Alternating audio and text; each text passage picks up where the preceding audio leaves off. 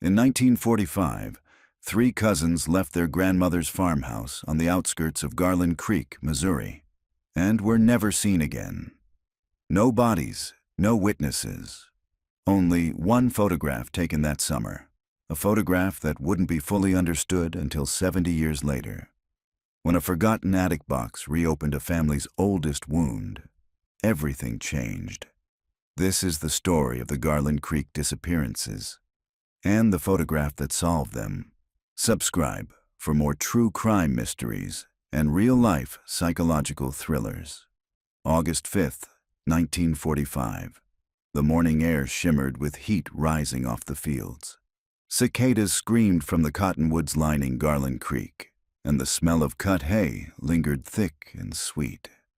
At the edge of the old Barrett farm, three children, Tommy, age 11, June, age 9, and Howard, just 7, played by the weathered red barn. Their laughter drifted through the golden air, the kind of laughter people remember for a lifetime after it's gone.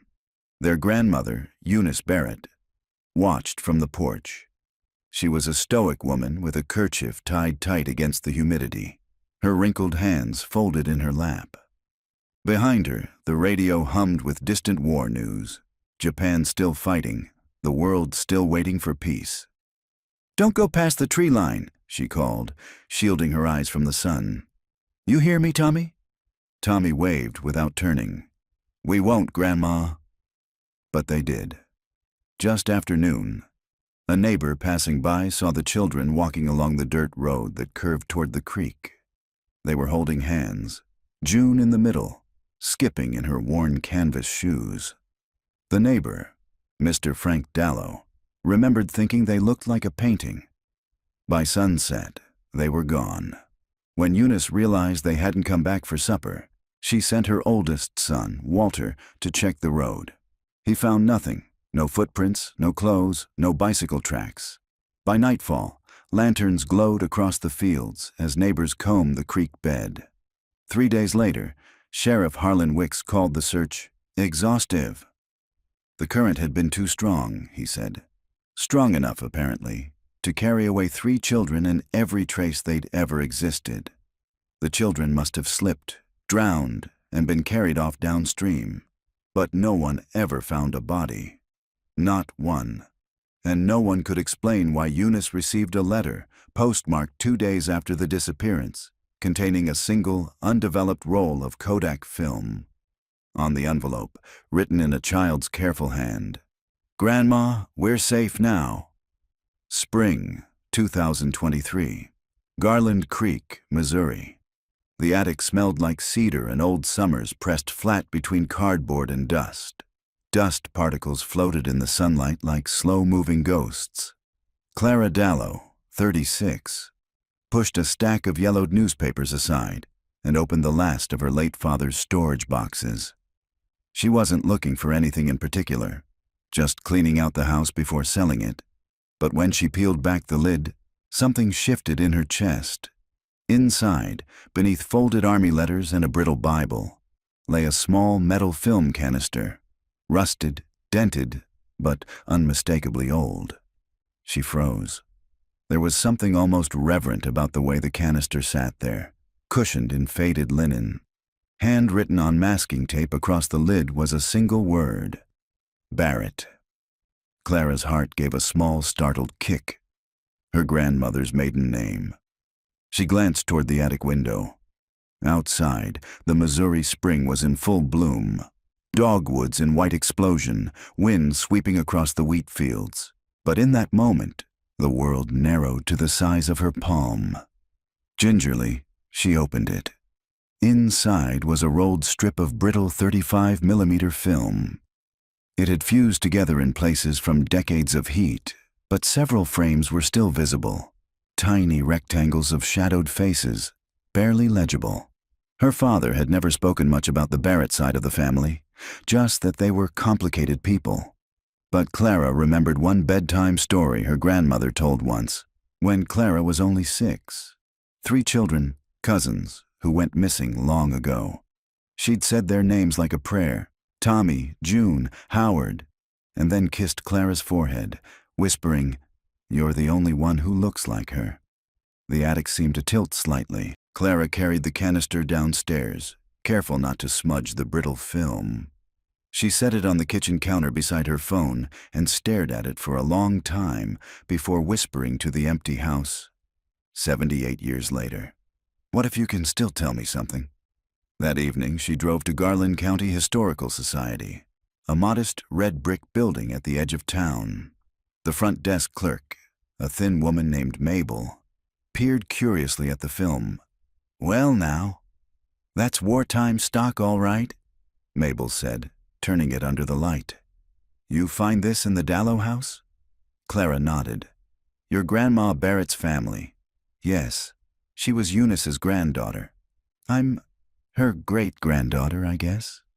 Mabel's expression softened. "Lord, honey, that family's had its share of heartache." 2 hours later, they stood in the small dark room, the film gently soaking in solution. The chemical smell was sharp and nostalgic. Slowly, frame by frame, the images began to emerge on the paper, gray silhouettes deepening into detail. The first was nothing unusual. 3 children by a barn. Clara's breath caught, the same barn she'd seen in family albums, long since collapsed. Tommy, June, and Howard. The second frame showed them sitting near the creek, smiling. The sunlight caught June's hair like spun gold. But in the third image, Clara saw something that turned her stomach cold. Behind the children, near the edge of the frame, half in shadow, stood a man. Tall, wearing a wide-brimmed hat, his face obscured, his hand resting on someone, just outside the light. Mabel frowned, leaning closer. "Who's that?" "Doesn't look like any Barrett I know." Clara swallowed hard. There were only the 3 of them that day. Grandma said she watched them leave from the porch. The old clock in the hallway, which she'd never really noticed before, suddenly sounded too loud, each tick like a nail being tapped into wood. When the final frame developed, Clara felt her knees weaken. The children were gone from the picture. Only the creek remained. But the man was still there. And this time, his face was turned toward the camera. It was expressionless, cold, and unmistakably real. The negative bore a faint scratch across his left eye, almost like a scar. Mabel whispered, "Honey, I think you just found something the sheriff missed in 1945. Clara couldn't look away. For 78 years, her family had lived under a shadow cast by that single summer day. And now, staring at the man in the photograph, she knew with chilling certainty. The past wasn't buried at all. It had been waiting. The next morning broke gray and wet, a thin veil of rain turning Garland Creek's main street into a mirror of puddled asphalt. Clara parked outside the county courthouse, the old stone building where the original 1945 missing persons files were said to be kept. The flag above it hung limp in the drizzle. Inside, the air smelled of paper and lemon cleaner. Fluorescent lights buzzed softly overhead. A sign read, "Archives, basement level." Clara followed the narrow stairway down. The archivist on duty was Elias Wicks, a soft-spoken man in his 70s with a sheriff's badge tattoo faintly visible on his forearm. When she gave her name, his brows lifted in recognition. "Dallow? As in Barrett Dallow?" he asked, wiping his glasses. "Yes, I found something yesterday, film from 1945. I think it's connected to the disappearance." Elias's eyes sharpened. "My father was Sheriff Wicks back then. That was his case." He motioned for her to follow. The basement corridor opened into a low-ceilinged room lined with metal filing cabinets. Dust motes swam through the fluorescent light. Elias unlocked one drawer labeled Missing Children, 1940 to 49, and slid out a thick manila folder stamped in red ink. Barrett case number 457 to 45. He laid the folder flat on the table. The paper crackled. Inside were brittle photographs, hand-typed statements, and black and white maps of the creek's bend.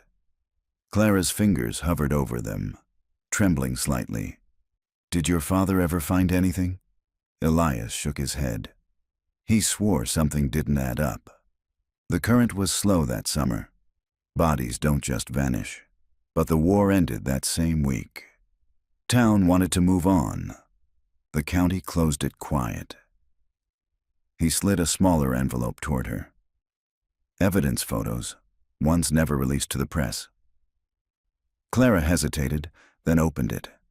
The first picture showed a boot print in mud, child-sized, near a shallow part of the creek. The second, a torn scrap of fabric with faint floral patterning. The third. Her breath hitched. A man's footprint beside the children's, far larger, the heel worn smooth. She took out her phone and pulled up the digitized version of the film, still from last night. She zoomed in on the shadowed man. His left boot matched the tread pattern in the evidence photo. Exactly. Elias leaned closer, frowning. "Where did you get this?" "From my father's attic," she said quietly. It was mailed to their grandmother 2 days after they disappeared. He stared at her, the color draining slightly from his face. Then, whoever took them wanted her to know they were still alive, at least for a while. Rain pattered against the basement window. Elias reached for a separate folder. There was one witness your family never knew about. A farmhand named Alton Merrick. He claimed he saw a black truck parked by the tree line that afternoon. Said a man loaded something, maybe feed sacks, into the back before driving east. Sheriff Wicks followed up, but Merrick disappeared 3 months later. Clara's pulse quickened. Disappeared? Left town, supposedly. But no record of him after 45. She traced the photograph again. The man's shadow seemed almost to move beneath her fingertips. "Do you think Merrick could have been involved?" Elias sighed.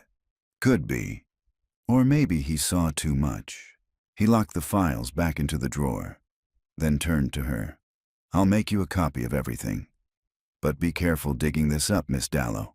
Around here, old ghosts don't like to be woken." Outside, the rain had stopped, leaving the courthouse steps slick and gleaming. Clara stood there a long time, the copy of the file pressed against her chest. The wind carried the faint scent of honeysuckle from somewhere down the block, sweet, familiar, and suddenly nauseating. She walked to her car, slid behind the wheel, and stared through the windshield at the courthouse's reflection. On impulse, she reached into her bag for the envelope that had held the film. The masking tape label, Barrett, was curling at the edges. Beneath it, something faint glimmered. She scraped gently with her fingernail until the top layer of tape peeled away. Another word emerged in faded ink beneath. Merrick. The name pulsed in her mind like a heartbeat. She started the engine. The old road stretched before her, wet and glistening, leading toward the overgrown farmland her grandmother once called home. If the name on that tape was real, then the man in the photograph, and the man who mailed it, might be one and the same. And someone in Garland Creek had spent nearly 80 years making sure no one ever connected them. As the clouds broke and sunlight cut through, Clara drove toward the past, where the answers waited in silence beside the creek. The dirt road to the old Barrett farm hadn't been paved since before Clara's grandmother was born. Gravel crunched under her tires as she passed acres of tall, whispering grass. The land felt both endless and confined, the horizon stretching wide while the air pressed heavy with memory. The farmhouse came into view, a hollow shell of gray wood sagging beneath its own history. The porch slanted toward the earth, its boards split and silvered with age. Beyond it, the barn leaned sideways, half swallowed by kudzu. Clara parked beneath the dying pecan tree and cut the engine. The silence that followed was absolute. No birdsong, no wind, just the pulse of her own heart and the faint creak of the house settling. She stepped out, boots sinking into damp soil. For a long moment, She simply stared. This was where they'd lived, where they'd last been seen alive. The door yielded under her touch, swinging open with a moan. Dust swirled in the sunlight. Inside, the air was stale, layered with mildew and old tobacco. Wallpaper peeled in long curls from the parlor walls, revealing wood the color of ash.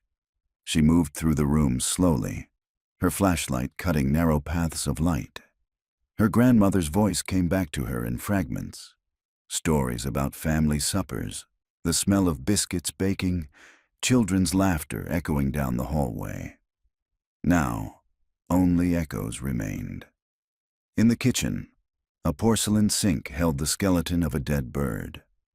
On the table lay an enamel bowl, still upright after decades, as though someone had meant to return. Clara's phone buzzed. A text from Mabel at the Historical Society. Elias called. Sheriff's logs show one more note from 1945. Found it behind the original report. Will scan and send. Might want to check cellar. The cellar. Clara turned toward the back door. A narrow stairway led down into darkness, the wooden steps soft with rot. She hesitated at the top, breathing through the rising scent of damp earth and iron. Then she descended. The beam of her flashlight caught rows of canning jars on sagging shelves. Dust, cobwebs, rusted tools. Nothing unusual. Until the light glinted off something near the far wall. A nail protruded from a plank at shoulder height, holding a small, disc-colored photograph. The paper had fused to the wood, but the image was still visible. 3 children by the creek. June's smile unmistakable. But in this photo, the man's shadow wasn't behind them. It was in front. Clara's pulse quickened. The difference meant the photographer had moved, or someone else had taken this picture entirely. She leaned closer. The corner of the photo had been scratched away deliberately, as if to erase a mark. Her phone chimed again. A photo message from Mabel. The scanned sheriff's note. Faded typewritten text. August 9th, 1945. Addendum received anonymous tip. Check under the floor where the family sleeps. Caller hung up before identifying. Search yielded nothing. Case suspended. Clara's eyes lifted to the wooden beams above her, the ceiling of what used to be the ground floor bedroom. Her hands shook as she pressed against the low boards. One plank sounded hollow. She found a crowbar among the tools and wedged it under the edge. The wood split with a muffled crack. Dust poured down in thin streams, followed by something small that clattered onto the cellar floor. A tin whistle, its surface mottled green with corrosion. She crouched to pick it up, wiping it clean with her sleeve. The initials HB were carved near the mouthpiece. Howard Barrett. Her breath caught. The room seemed to tilt. The whistle was ice cold despite the humid air, as though it had been waiting. Above her, a faint sound echoed through the floorboards, creaking footsteps. Clara froze. She hadn't left any door open, and there'd been no car on the road for miles. The footsteps paused directly overhead, then continued toward the front of the house. Heart hammering, Clara turned off her flashlight and pressed herself into the shadows. Dust drifted from the ceiling as someone, moved above, slow and deliberate.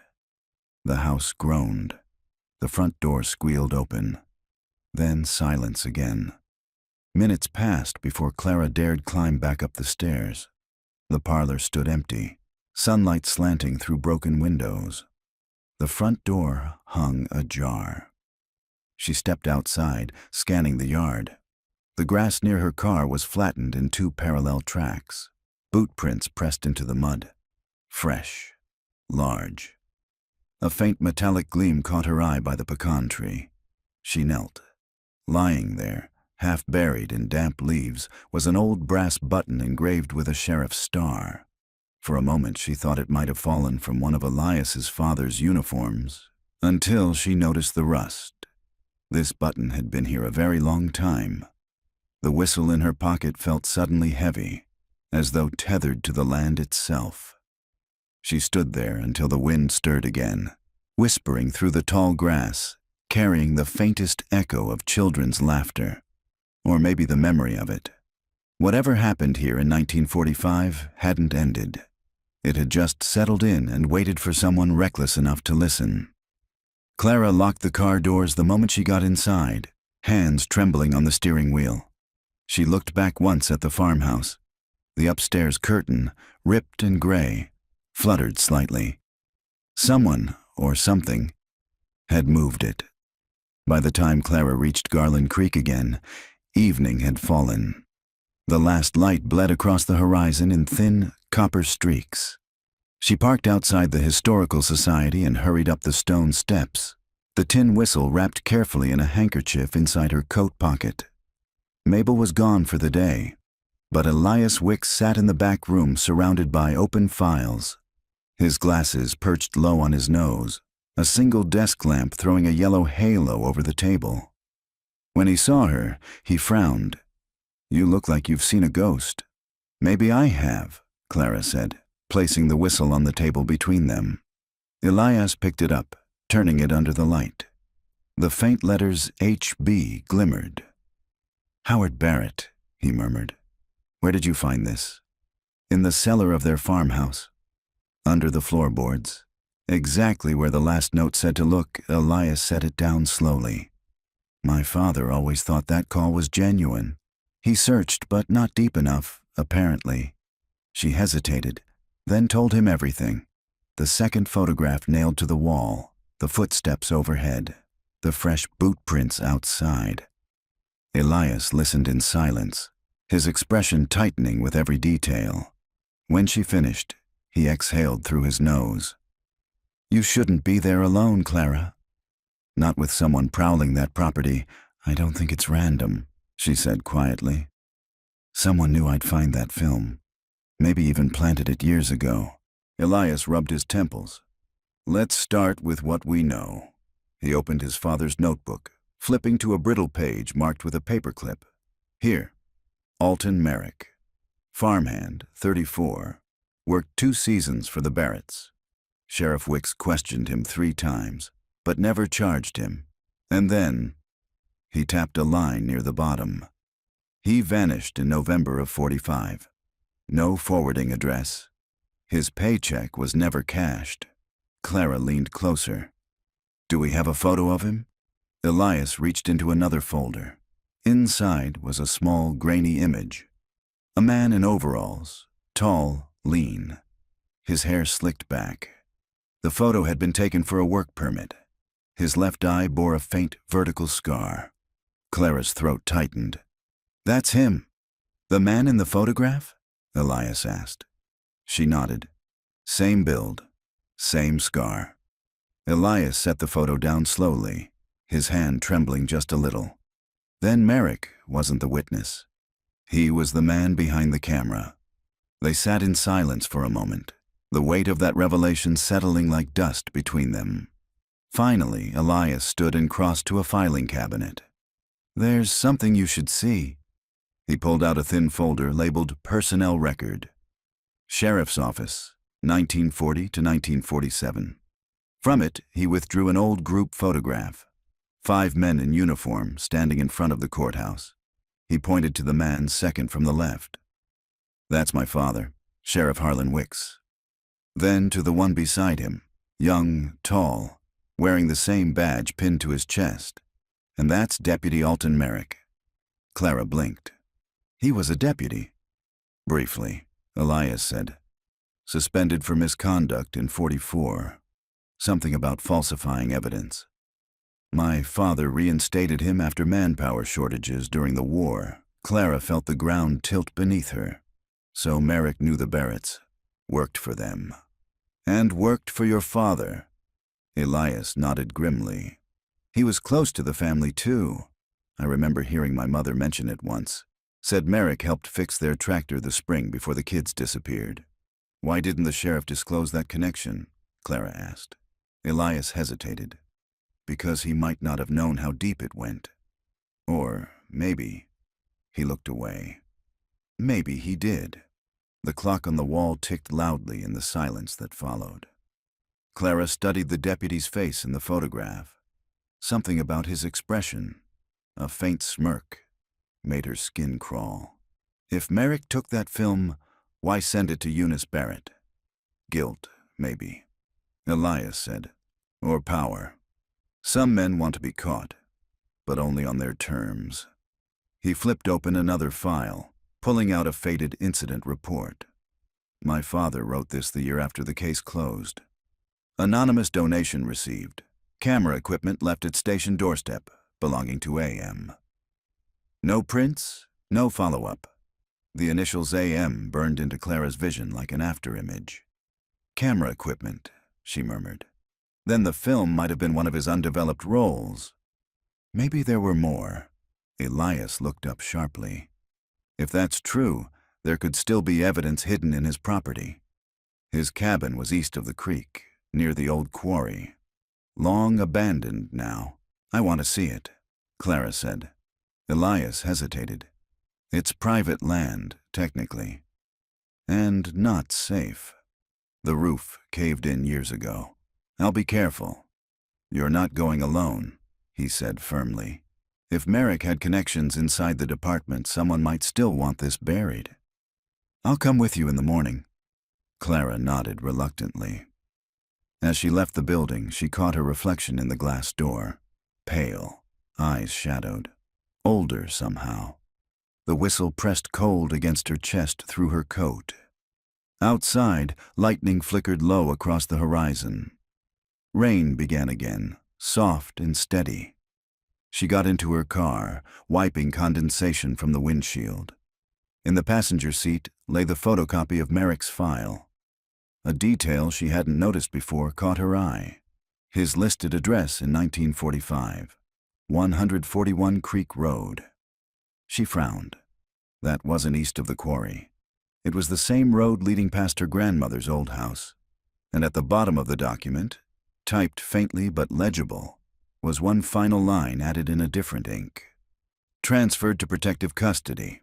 Do not release information. Clara's pulse stuttered. Protective custody. Merrick hadn't vanished at all. Someone had hidden him.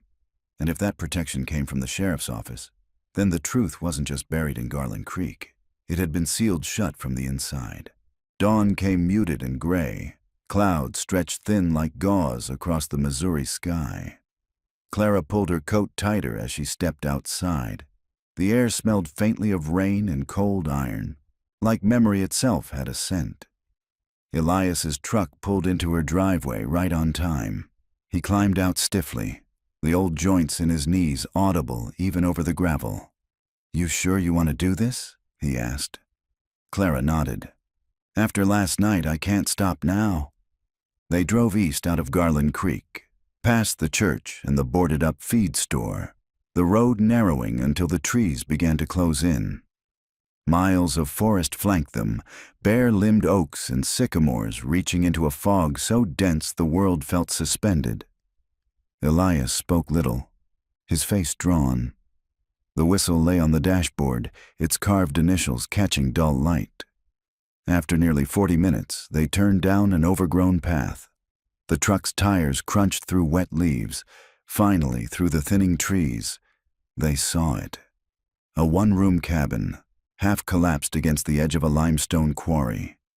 The quarry itself gaped like an old wound, its walls veined with white rock and moss. Pools of still water reflected the pale sky. Clara climbed out, flashlight in hand. The front door hung off its hinges. Inside, the air was thick with mildew and damp soil. A broken chair lay near the hearth, and newspapers from the 1950s littered the floor, curling into brittle scrolls. Elias swept his light slowly along the walls. My father came here once, he murmured. Said Merrick built it himself. Lived like a ghost. Clara moved toward the small table near the window. Beneath a crust of dust lay something half buried. A metal tin. She lifted it carefully and brushed the grime away.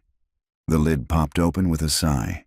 Inside were several black and white photographs, their edges frayed, The images faded but intact.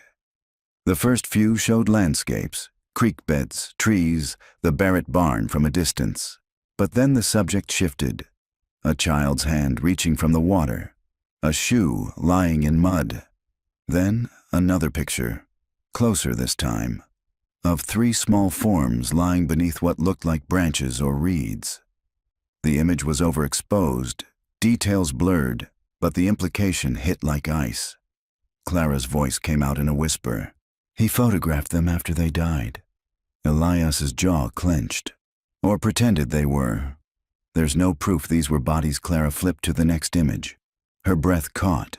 This one showed the farmhouse cellar, the same beams she'd stood beneath yesterday. A dark stain marked the floorboards. And on the wall, above it, faint chalk markings. Numbers. "Look," she said, "there's handwriting." Elias leaned closer. 4-5-9, he read aloud. Could be a date. Or coordinates. He turned toward the far corner of the cabin, where a large cedar trunk sat half-hidden behind a fallen beam. "Help me with this." Together they dragged it out. The lock was rusted but gave way under Elias's crowbar. Inside lay a tangle of decayed clothing, a child's shoe, and several notebooks wrapped in oilcloth. Clara opened one carefully. The handwriting was small, meticulous. August 6th, 1945. "They're safe now. The world burns, and I keep them where no one will look. I promised her I'd protect them, and I will. Even from the sheriff, even from the mother." The page trembled in Clara's hands. "He didn't think he killed them," she whispered. "He thought he was saving them." Elias rubbed his face, disbelief shadowing his expression. "Saving them from what?" She turned another page. August 9th. "The girl won't stop crying for home. The boy says he saw his father by the creek, but he's gone now. They'll thank me one day." Clara's throat went dry. "He took them alive." "Then where are they now?" Elias asked softly. The next entries grew incoherent. Ink smudged, sentences crossed out. "Too much noise in the night. Voices under the floor. I built it wrong. They won't stay quiet." The final page bore only 3 words, scrawled in heavy pencil. "The sheriff knows." A low sound echoed from outside. Metal scraping stone. Both froze. Elias motioned for silence. The sound came again. Closer this time, followed by the crunch of boots on gravel. Clara turned off her flashlight. Through the cracked window, she saw movement by the truck, a dark shape leaning against the driver's door. "Stay here," Elias whispered. He moved toward the entrance, gun drawn. Clara crouched beside the cedar trunk, heart hammering. Her phone vibrated in her pocket, its screen lighting faintly. A text. Unknown number. "You're not supposed to be there." The message vanished before she could screenshot it. A shout tore through the air. Elias's voice. Then a gunshot. Clara's body reacted before her mind did. She bolted to the doorway, scanning the clearing. Elias stood by the truck, weapon raised, smoke curling from the barrel. A man lay in the mud near the quarry's edge, clutching his shoulder. The man lifted his head, eyes wide with pain but recognition flaring there. Clara froze. She'd seen that face, aged, scarred, but unmistakable, from the photograph in the archives. Alton Merrick. The name hit her like cold water. "No," she whispered.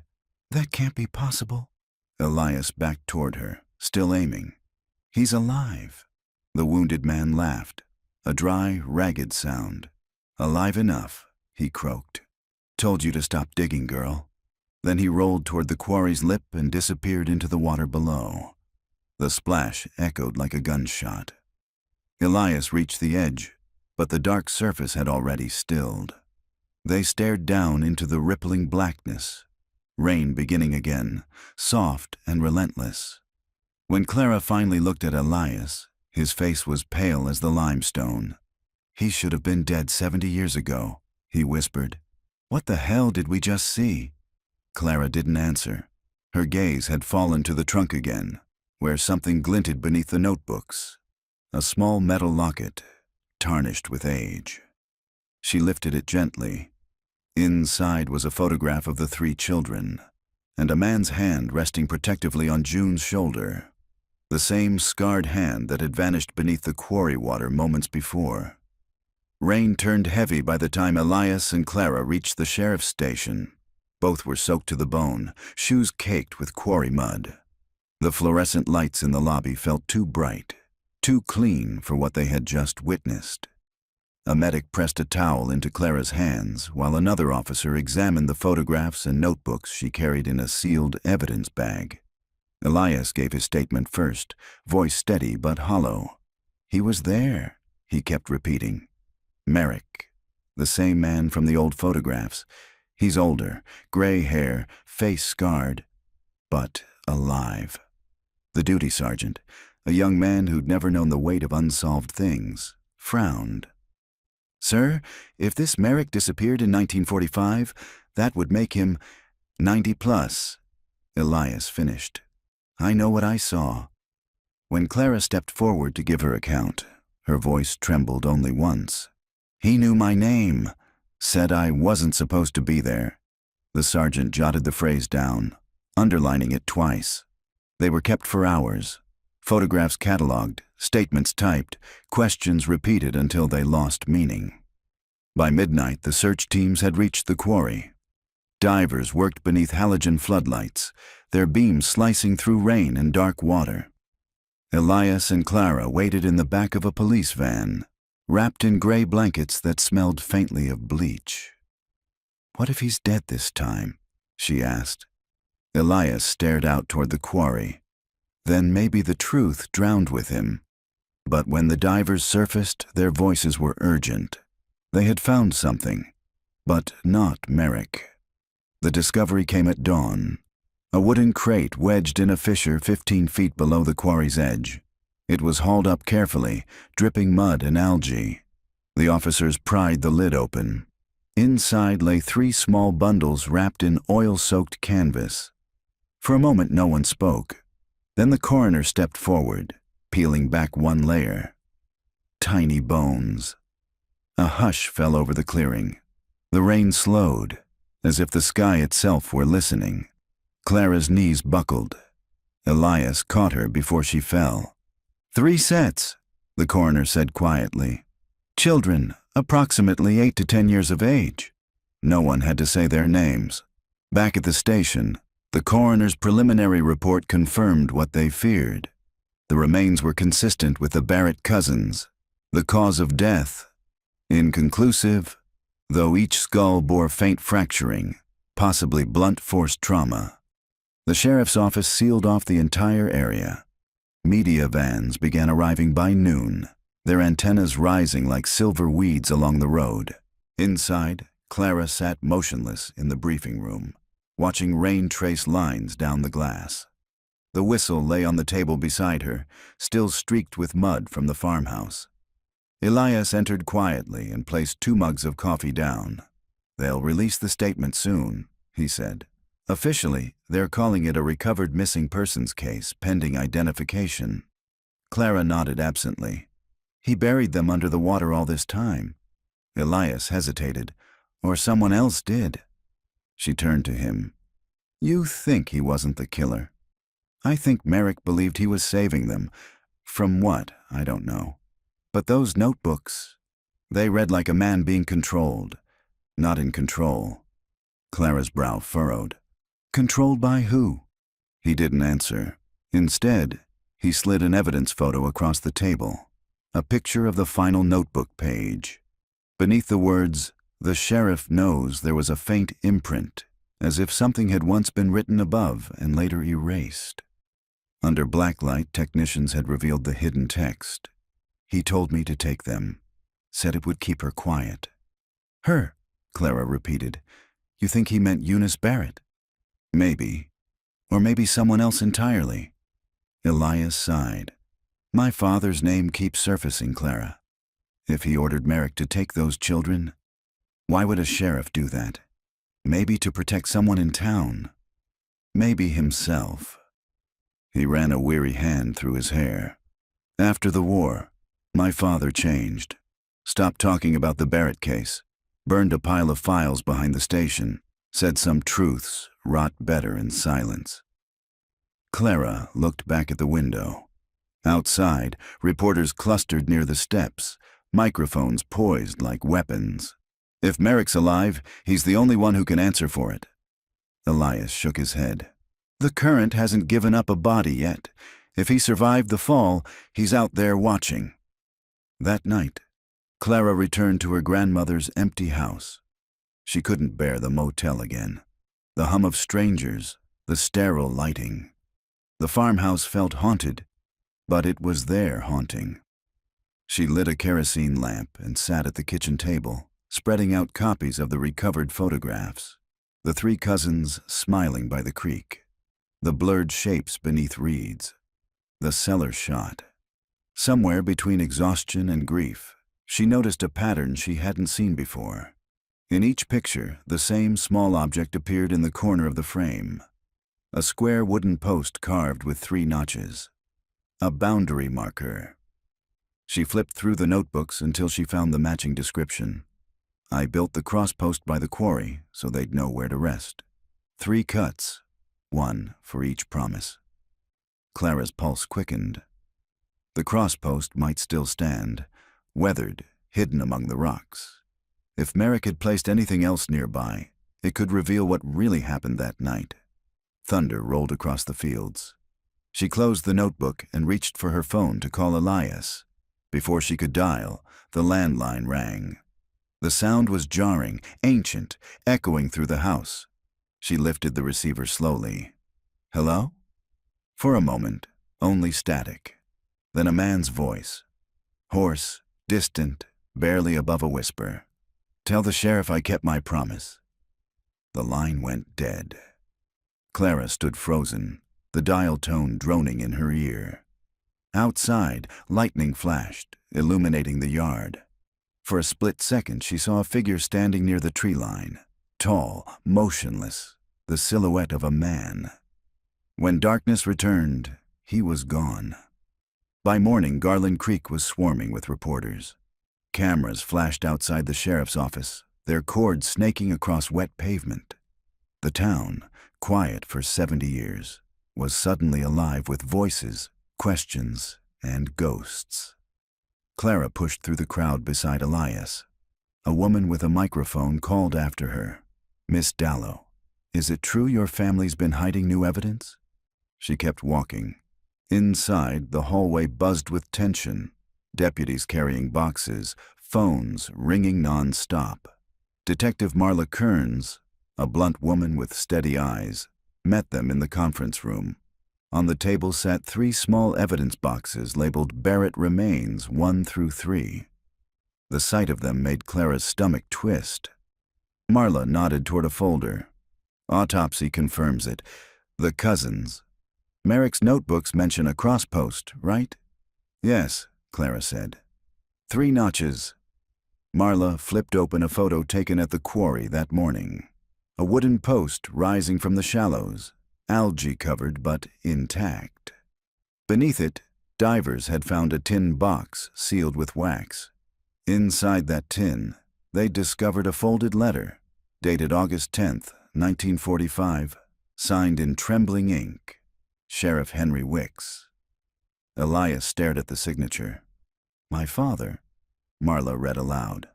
To whomever finds this, I did what I had to. The Barrett children saw what they were never meant to see. Merrick was to take them someplace safe until I could decide. But he disobeyed. If he's found, may God judge him kindly. Tell Eunice I kept my promise. The words settled like dust. Clara's pulse pounded. Saw what they weren't meant to see? What does that mean? Elias looked shaken. He's not saying they were in danger. He's saying they witnessed something. Marla closed the file. There's more. In the courthouse basement, we recovered a sealed trunk from evidence storage. It was misfiled under a property dispute. Inside were photos from your grandfather's camera. She laid them out carefully. The first image showed the Barrett farmhouse porch. Eunice standing there with her apron tied. Her gaze turned toward someone off-frame. The second, taken moments later, caught the edge of a shadow. A man in uniform. A military police uniform. That insignia, Elias whispered, pointing. U.S. Army, Fort Leonard Division. The war was ending. Then, Marla nodded. There was a munitions train derailment outside Garland Creek that summer. Government cleanup teams came through. Some of the barrels went missing. Unstable compounds. My guess?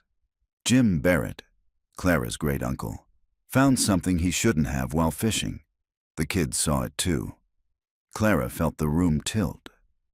So the sheriff, your father, was protecting the government?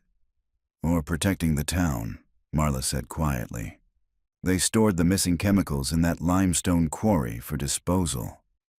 It wasn't supposed to leak, but it did. Animals died. The kids might have seen workers dumping it. If they talked, it would have ruined Garland Creek. Elias sank into a chair. So he ordered Merrick to move them, to hide the witnesses. But Merrick panicked, Clara said. He took them and kept them. Thought he was saving them from something worse. From my father, Elias murmured.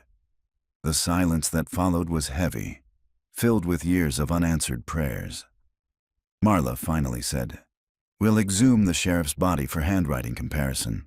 I want confirmation before we make this public. Elias's eyes were distant. He's buried up on the ridge. Beside my mother, Clara reached for his hand, but he was already somewhere else, trapped between loyalty and truth. That evening they drove out to the Ridge Cemetery. The rain had cleared, leaving fog rising from the grass like breath from the earth. The sheriff's headstone stood crooked under a cedar tree. Elias knelt, tracing the carved letters. Henry J. Wicks, 1907 to 1973, faithful servant of Garland Creek. Faithful, he said bitterly.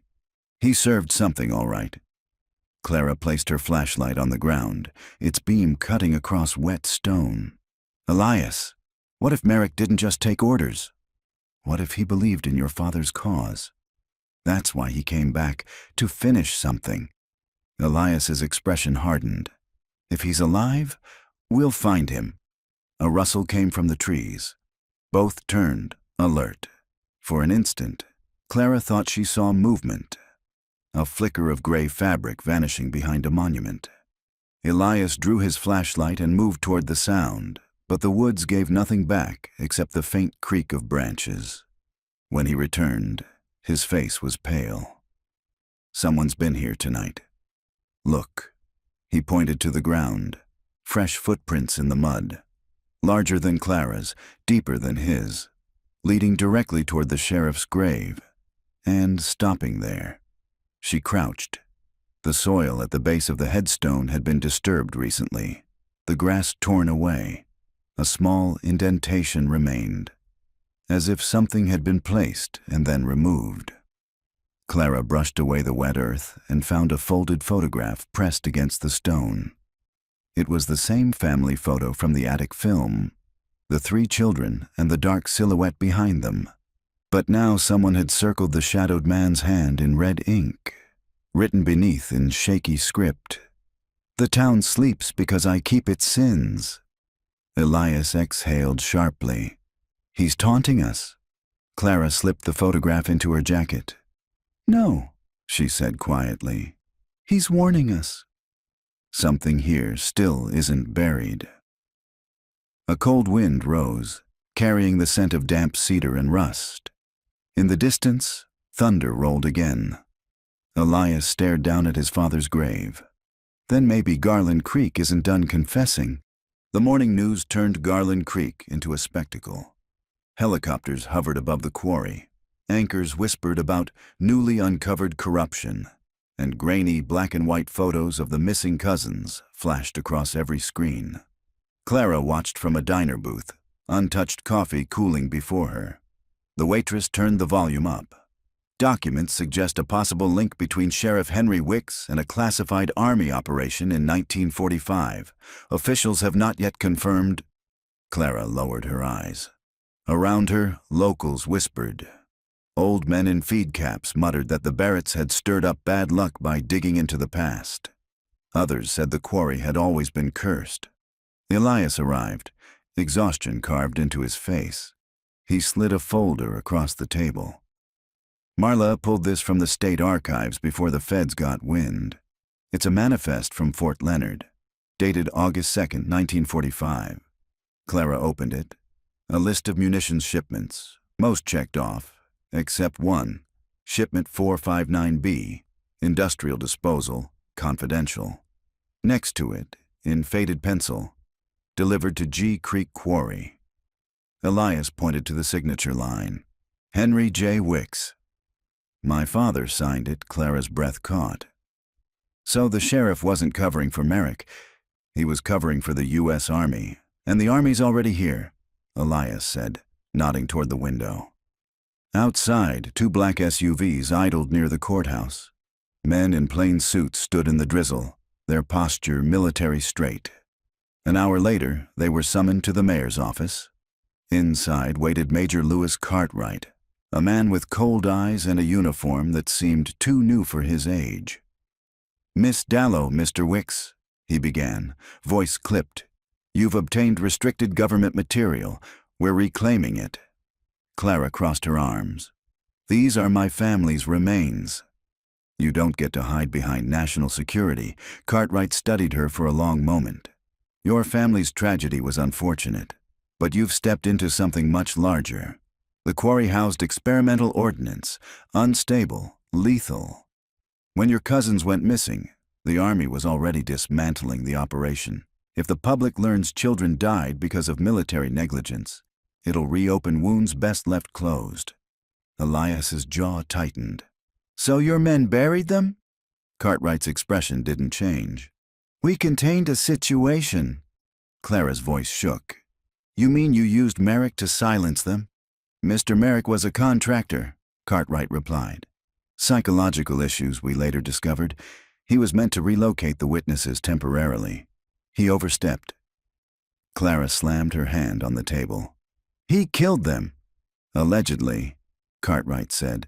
And yet, here we are, 79 years later, still breathing the same air. I suggest you remember that before making enemies of the wrong ghosts, Elias half rose, fury in his face. But Cartwright simply gathered the files and left, his boots echoing down the hallway.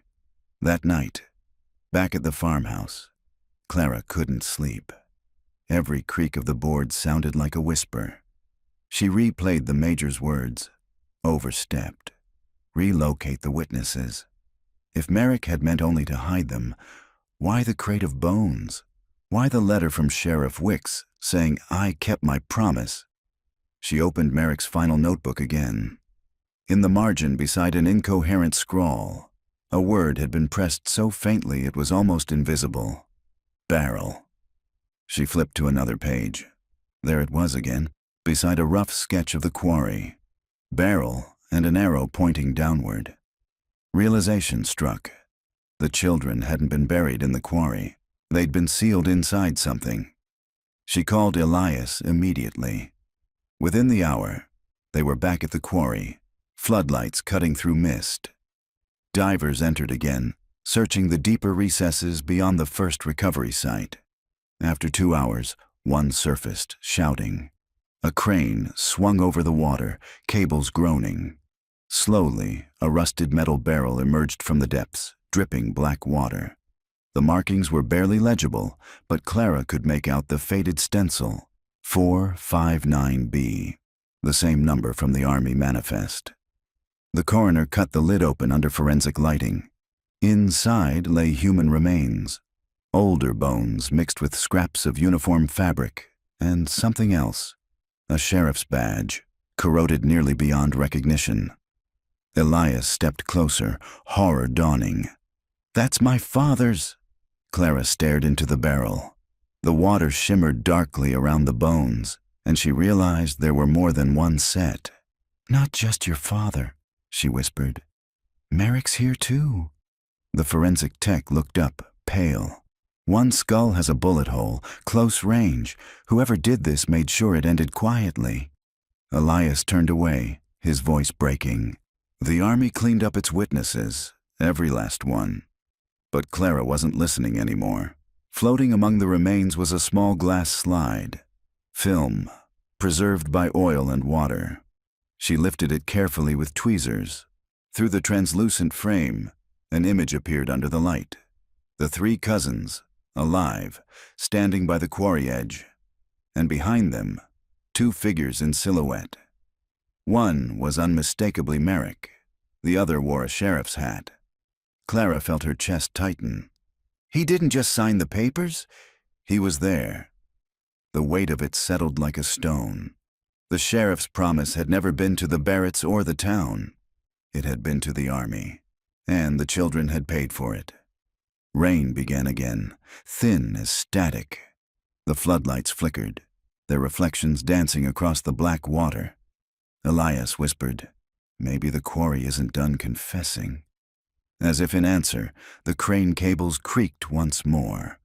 Something else rose from the depths. A second barrel. This one split open. Inside, glinting through the mud, was a camera. The same vintage as the one that took the attic film. Its lens was cracked but intact. Clara stared at it, realization dawning. He filmed everything. The recovered camera sat inside a clear evidence box, dripping quarry water onto the stainless steel table.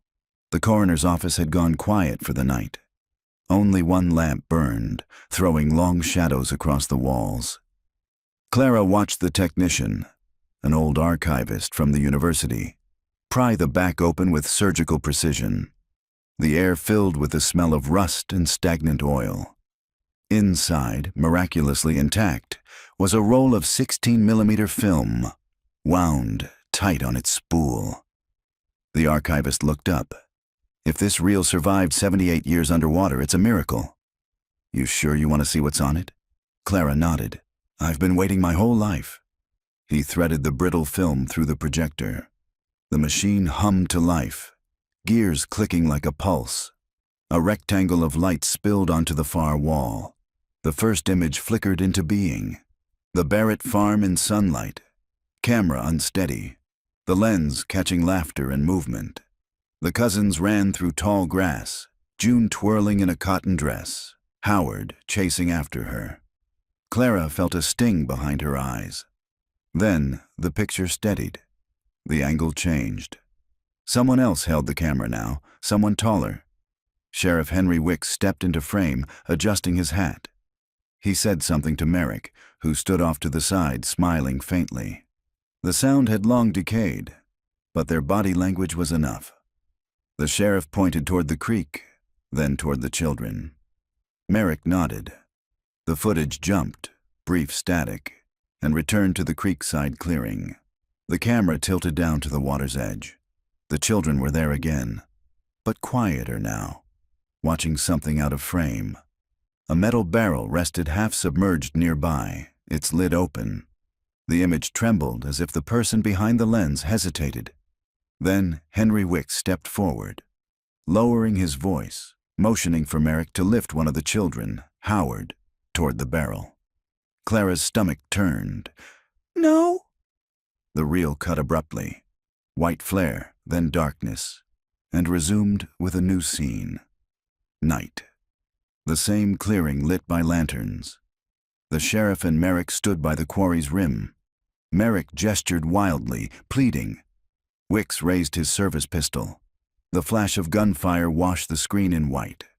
When the picture returned, only one figure remained. Merrick was gone. The sheriff crouched beside the barrels, wiping his hands on his coat. He looked up directly into the lens, eyes pale, calm, and reached forward. The film ended on the moment his hand covered the camera. Silence filled the room. Only the projector wheel clicked, the last frame burning slowly to brown. Elias, standing in the doorway, spoke hoarsely.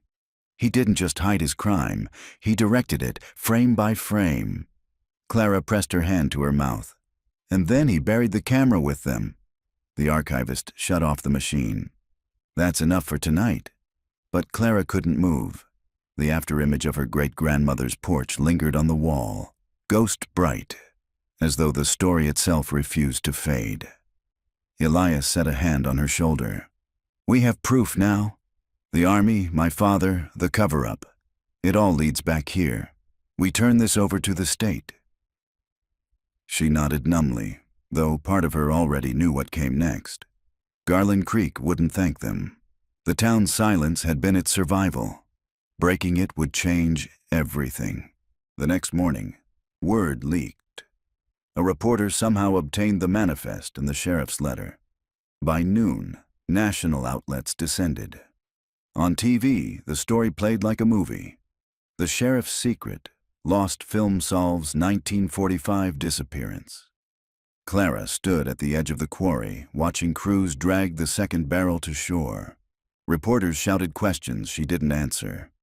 Elias joined her, a man both vindicated and broken. They'll call him a monster, he said quietly. But he thought he was saving the town from scandal. Clara's gaze lingered on the dark water. He saved the town and damned everyone else. A diver surfaced, waving something small and metallic. Ma'am! Found this lodged near the barrel, he handed it to her. A rusted locket, different from the first, engraved with initials barely legible. HJW. Inside was a picture of Eunice Barrett. Younger, smiling. Clara's voice faltered. He loved her. Elias turned sharply. What? The sheriff. My great-grandmother. That's why he swore the promise to her, not the army, not the town. The wind whipped across the quarry, carrying the faint echo of church bells from Garland Creek below. Elias stared at the locket, his face unreadable. Love or guilt, it's the same grave. That night, Clara uploaded a short clip from the digitized film to her private channel. Just 12 seconds of the cousins by the creek. Laughter frozen in grainy light. The title read, 3 Lost Voices, Found. Within hours, it was everywhere. Millions of views, comments flooding with shock, sympathy, disbelief. The story that Garland Creek buried had finally learned how to speak. By dawn, Garland Creek looked like a set dressed for disaster. Satellite trucks lined Main Street, their dishes pointed skyward. Reporters camped on the courthouse steps, shouting questions about the film that solved a 78-year mystery. Clara watched from her grandmother's porch. The attention should have felt like victory. Instead, it felt like aim. Her phone buzzed with messages, some from journalists, others from strangers thanking her for bringing peace. Mixed among them were different ones. You should have left them where they belonged. Truth won't save you. She deleted them, but they kept coming. Elias called around noon. His voice was tight. State investigators are pulling the case. They've seized the notebooks, the letters, everything. They said it's evidence under federal jurisdiction. They can't just take it, Clara said. They already did. A knock echoed through her hallway. She turned. A figure stood outside the screen door. A man in a raincoat, hat low, face hidden in shadow.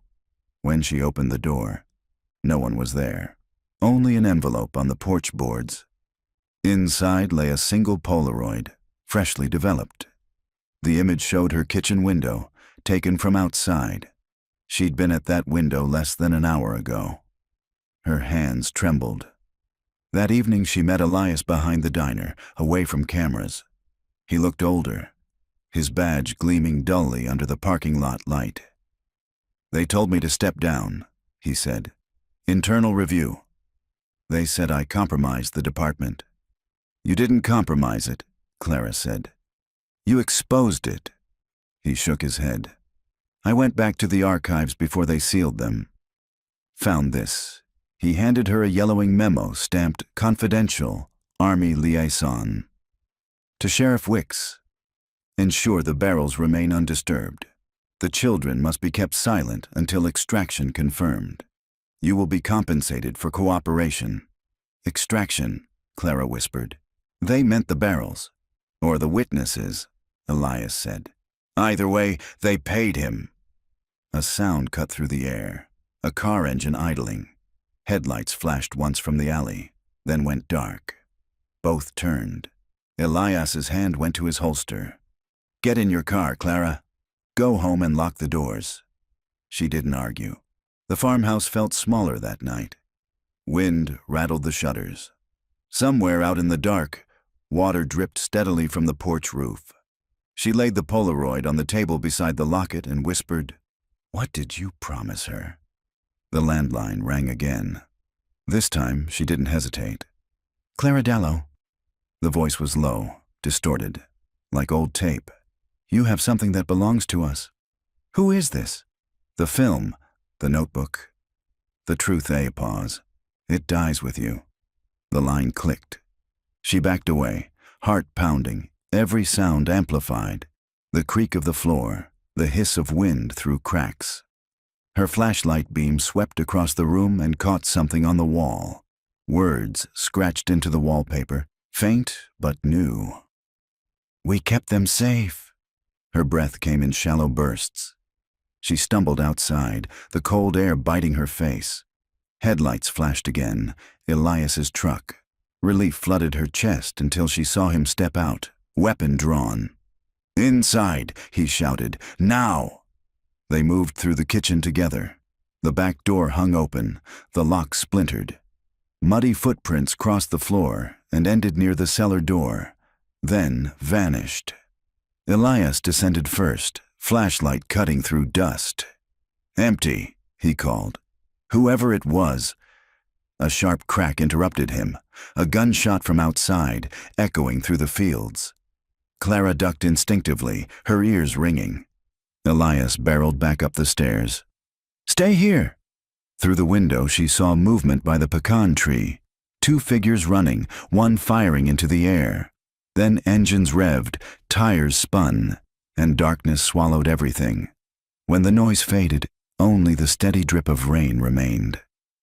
Elias stood at the doorway, chest heaving. "Federal plates. Their cleaning house. They tried to kill us." He holstered his weapon, voice shaking with rage. "Not yet. But they're warning us to stop." Clara sank into a chair, trembling. What if they're right? What if it's better not to know? Elias looked toward the cellar. Truth doesn't care what's better. Later, when silence finally returned, she found another envelope slipped under the door.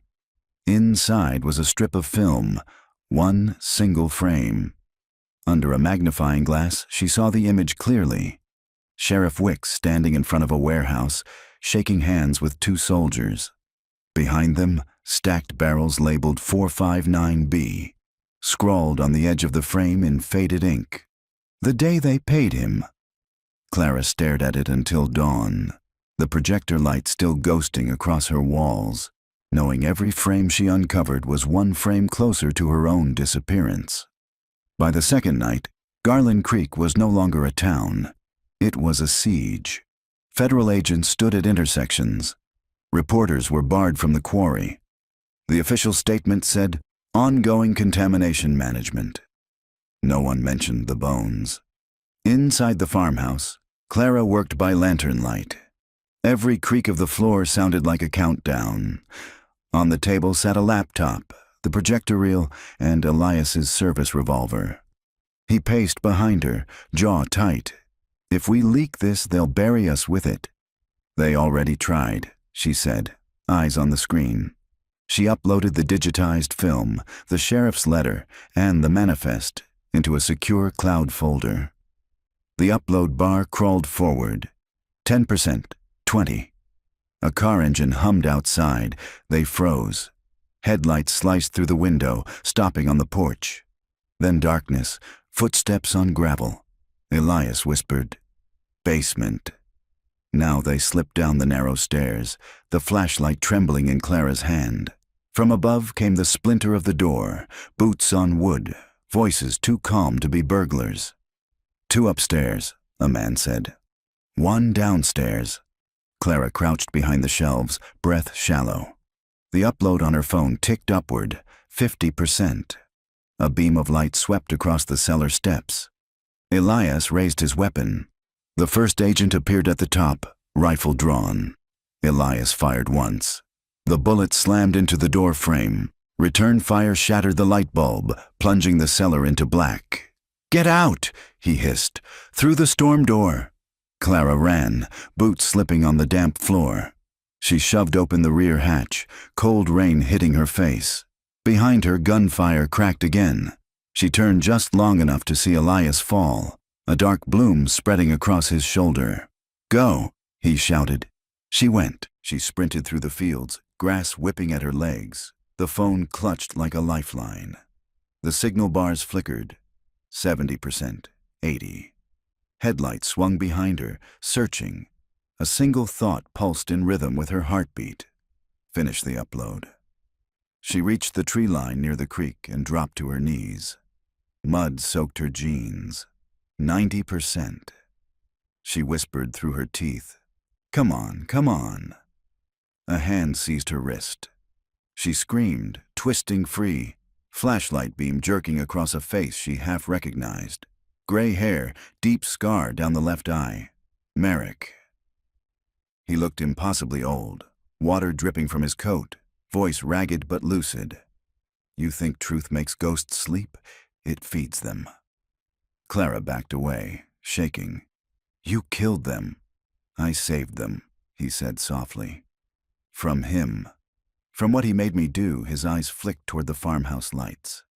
"They'll burn this place before morning. The film dies with us." The phone chimed. "Upload complete." Clara stared at the glowing screen, then back at him. "Not anymore." Merrick exhaled, a sound between laugh and sob. "Then God help you." A gunshot split the air. His body jerked once, then crumpled into the mud. Behind him, a flashlight beam swept closer. Agents closing in. Clara turned and ran for the creek, the cold water biting her knees as she crossed. In the distance, the farmhouse caught fire, orange light blooming against the rain. She didn't stop until she reached the highway. Trucks roared past, oblivious. On her phone, the video auto-posted, "The Garland Creek film, full evidence." Within minutes, notifications exploded across the screen. The world was watching. By dawn, the story had spread everywhere. News anchors spoke her name like myth. Federal officials denied involvement. The Army called the footage inauthentic, but the public had already decided. Elias survived. Barely. He told investigators everything. The cover-up collapsed in fragments, one denial at a time. Clara never returned to the farmhouse. The land was condemned, declared unstable from chemical degradation. Sometimes, late interviews caught her staring past the cameras, eyes unfocused, as if still listening to children's laughter carried on creek water. When asked if she believed the ghosts of Garland Creek were finally at rest, she always gave the same answer. Truth doesn't bury the dead. It just hands the living a shovel and a choice. 6 months later, Garland Creek was quiet again. The weeds grew tall where the farmhouse had stood. The only sign it had ever existed was a patch of blackened soil, still faintly smelling of ash when it rained. Clara parked her rental car at the edge of the property. She hadn't planned on coming back, but the trial was over. The archives were open. The news crews had finally left. She needed to see what was left of her family's ghosts. She stepped out, boots sinking slightly in the damp earth. The creek still whispered nearby, the same sound it had made in the 1940s when the 3 cousins vanished on a warm July afternoon. The world knew now. Sheriff Wicks had struck a deal to hide experimental barrels meant for transport to a remote site. The cousins had stumbled upon them while playing. He silenced them, then ordered Merrick, his deputy, to dispose of the bodies and swear silence under threat. When Merrick couldn't live with it anymore, he'd written everything down and hidden the film in his barn, the one Clara's grandmother had later inherited. A time capsule of guilt that waited for someone brave or desperate enough to press play. Clara knelt by the creek's edge. The reflection that stared back was older, thinner, the faint scar on her temple a reminder of that night. She had testified. She had told the world what she'd seen, but part of her never left the cellar. She took a small object from her pocket, the restored locket she'd found that first day. Inside, the cousins smiled forever in sepia tones. She placed it gently on a smooth rock by the water and whispered, "You can rest now." Behind her, someone approached, slow, deliberate steps crunching through wet grass. She turned and saw Elias, his arm still in a brace, but alive. "You shouldn't be here," he said quietly. "Reporters are still sniffing around." "Let them," she said. "This place belongs to them now." He joined her by the creek, lowering himself stiffly to one knee. "You know, they found another roll of film at the junkyard. Same handwriting as Merrick's. Looks like he was documenting the cleanup. Maybe he planned to confess before it all burned." Clara looked toward the horizon, where clouds bruised the sky purple and gold. "He did confess," she said. "He just didn't know who would listen." Elias studied her for a long moment. "What will you do now?" "Keep telling it," she said. "The truth doesn't end just because the story did." A gust of wind rippled across the water, scattering the reflection of the trees. For a heartbeat, Clara thought she saw 3 small figures standing in the shallows, watching her with soft, grateful eyes. Then, the image dissolved. She smiled faintly. "Goodbye, boys." When she looked again, the creek was empty. 2 years later, a documentary aired under the title, The Garland Creek Film. It opened with Clara's voice, calm, measured, older. In 1945, 3 cousins disappeared without a trace. For 78 years, their families searched for answers. What they found was never supposed to be found at all.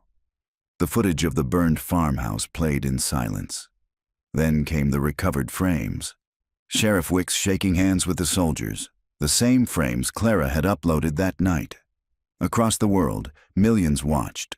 Comment sections filled with theories, outrage, sorrow. The government issued another statement calling the footage unverifiable, but no one believed them anymore. Garland Creek became a name whispered in classrooms, podcasts, late-night discussions about the cost of truth. Elias retired soon after, his badge tarnished but his conscience finally clear. Clara moved to a small coastal town and opened a modest museum dedicated to stories that refused to die. On its wall hung a single photograph, the cousins smiling beside the creek. Beneath it, a plaque read, "Truth sleeps until someone is loud enough to wake it." Some nights, when storms rolled in and the sea hissed against the rocks, Clara swore she could hear faint laughter carried through the wind. 3 young voices, finally at peace. And somewhere in the endless archive of the internet, the Garland Creek video still plays, view counter rising, ghosts immortal in pixels, their story told again and again to whoever dares to watch until the end.